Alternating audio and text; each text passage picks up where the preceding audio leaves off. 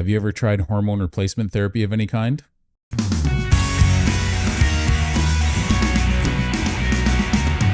Hey, what's shaking bacon? My name is Bruno Panucci. I hope you're doing well. So I've lost over 150 pounds doing this carnivore way of eating, and I've had a lot of health problems that have corrected with this way of eating.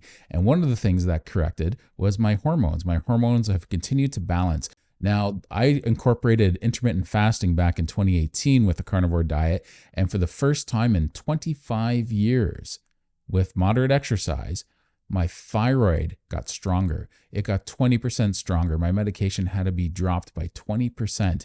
Now, to put this into perspective, I got diagnosed with hypothyroidism when I was 20 years old, and I was told it was only a little bit off. So as some of you know, I've taken the ad out of the center of my video so that these videos can be a little bit shorter and they can flow a little bit better. So if you could, I'd like you to offset that by giving it a like, comment, and subscribe. I really appreciate that. Thanks for your support. Now, knowing a little bit more about the thyroid, I probably had some other problem at the time that triggered the thyroid to be stressed and it just wasn't staying active enough. I probably had another underlying issue that I was dealing with and didn't know, and I quite frankly had a really lazy doctor who wasn't that good. So year after year, after 25 years, I had gone on stronger and stronger doses of levothyroxine to the point where I was on one of the strongest doses. There wasn't much further for me to go. By the time I would have hit 50 or 55, going on by that pattern, I would have been on the strongest dose of thyroid medication, and that's not cool.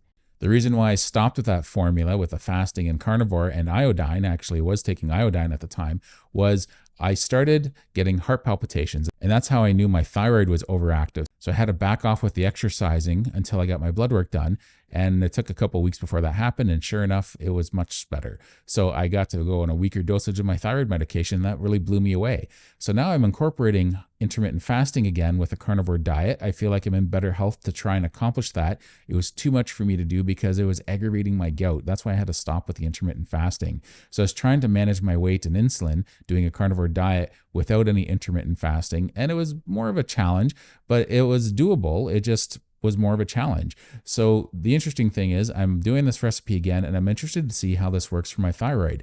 I'm interested to see after a few months if my thyroid is better and by how much.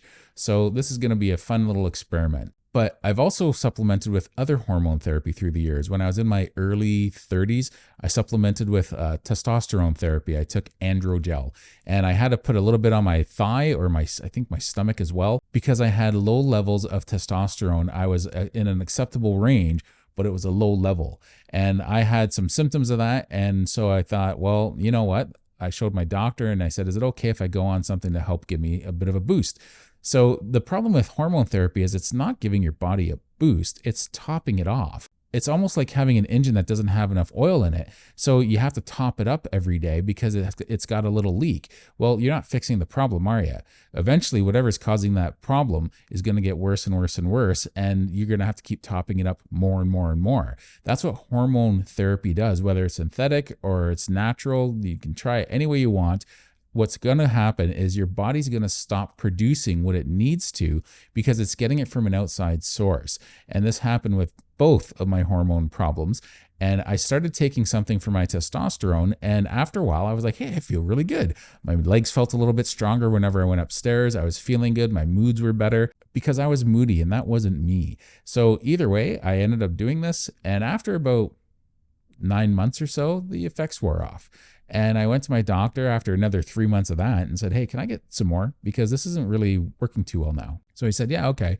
Did a blood test, doubled my prescription. So for the next 9 months or so, I felt great again.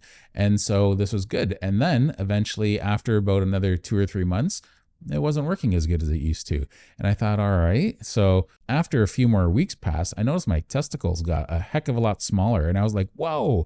And I knew what that was. That's my body literally just producing less. It's just withering away. When your body doesn't have to work as hard to make something, it gets weaker, just like anything else in our body. And so when it gets weaker, it gets smaller. And I thought, no way. And I backed right off of that. And I was like, no, I'm not doing this anymore.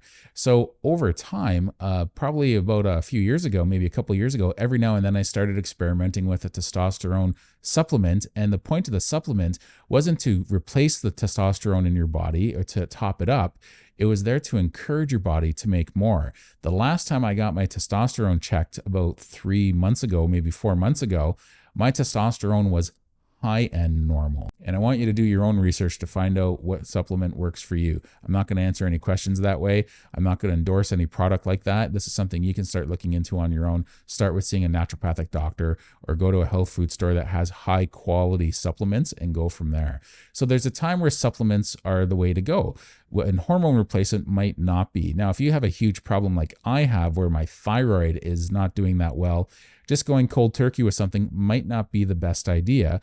It's enter at your own risk as far as that goes. But if you can do something to encourage your body to produce those hormones, you're better off doing that. A great squat routine where you're challenging yourself weekly will make a dramatic impact in your testosterone levels. Now, you could have another hormone that's out of balance, especially if you're a woman in menopause or pre-menopause and everything's out of balance.